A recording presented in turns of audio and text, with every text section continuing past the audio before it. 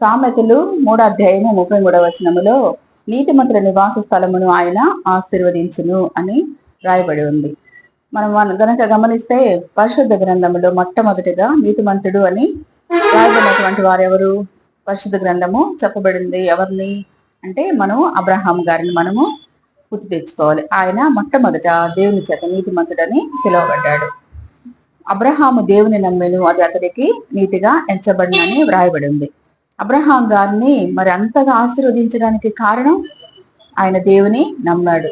ఆయన ఒక్కడే నమ్మాడా? ఆయనతో పాటు ఆయన కుటుంబం అంతా, ఆయన భార్య, ఆయన కుటుంబంలో ఆయనతో పాటు నివసించే వారందరూ కూడా మరి దేవుని నమ్మారు కాబట్టి ఆ కుటుంబం అంతా కూడా ఆశీర్వదించబడింది. మరి అంతేకాదు, ఆయన ప్రార్థనా జీవితాన్ని కలిగి ఉన్నాడు. కుటుంబ ప్రార్థనా జీవితాన్ని కలిగి ఉన్నాడు. ఆయన ఒక్కడే ప్రార్థన చేసుకుంటాడా? ప్రార్థనలో భార్య కూడా ప్రార్థనలు ఏకీభవిస్తుంది, మరి కుటుంబంలో వాళ్ళు ఏకీభవిస్తారు. మరి వారితో పాటు వాళ్ళ వర్కర్స్, వారి దాసీలు కూడా మరి ఈ కుటుంబ ప్రార్థనలో పాల్గొనేవారు. అంతేకాదు, మరి ఎలా తెలిసిందంటే మనకి, మరి అబ్రహాం గారి కుమారునికి వివాహ సంబంధం చూడటానికి మరి ఇస్సాకు గారికి మరి ఎలియాజర్ అనే వారి ఇంటి పెద్ద దాసుడు వెళ్ళినప్పుడు ఆయన ప్రార్థనా పూర్వకంగా వెళ్తాడు. ఆయన ప్రార్థన చేసుకుంటున్నప్పుడు ఆయనతో పాటు ఆయనతో ఉన్నటువంటి పరివారము మోకరించారు.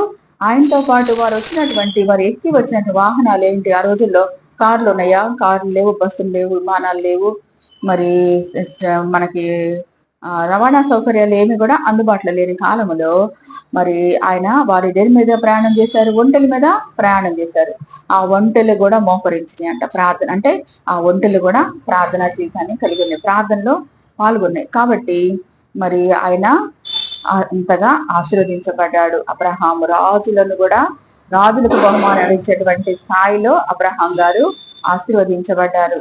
మరి అదే విధంగా మన జీవితాలు, మన కుటుంబాలు కూడా ఆశీర్వదించబడాలంటే మనము కూడా ఖచ్చితంగా ప్రార్థనా జీవితాన్ని కలిగి ఉండాలి, కుటుంబ ప్రార్థన కలిగి ఉండాలి. అప్పుడే మనము నీతిమంతులముగా తీర్చబడతాం. ప్రార్థనా జీవితం అంటే ఎట్లా ప్రార్థన చేస్తాం? ఎవరికి ప్రార్థన చేస్తాం? మనం నమ్మిన దేవునికి మనము ప్రార్థన చేస్తాము. మన నమ్మిన దేవుని ముందు మనము మోకరిస్తాము. ఆయనే జీవమైనటువంటి యేసయ్య. ఆయన సన్నిధిలో మనం మోకరించి ప్రార్థన చేసుకుంటున్నప్పుడు మన కుటుంబాలు ఆశీర్వదించబడతాయి. ఒక భక్తుడు రాస్తాడు కదా, నీతిమంతుల గుడారాల నుంచి రక్షణ గుర్చిన సంగీత సునాదము వినిపించబడుతుందని.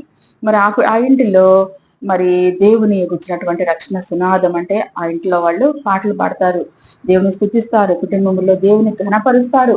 మరి అటువంటి కుటుంబము, మరి ఇంటి కుటుంబాన్ని దేవుడు ఆశీర్వదిస్తానని, నీతిమంతుల గుడారాన్ని దేవుని ఆశీర్వదిస్తానని వాగ్దానం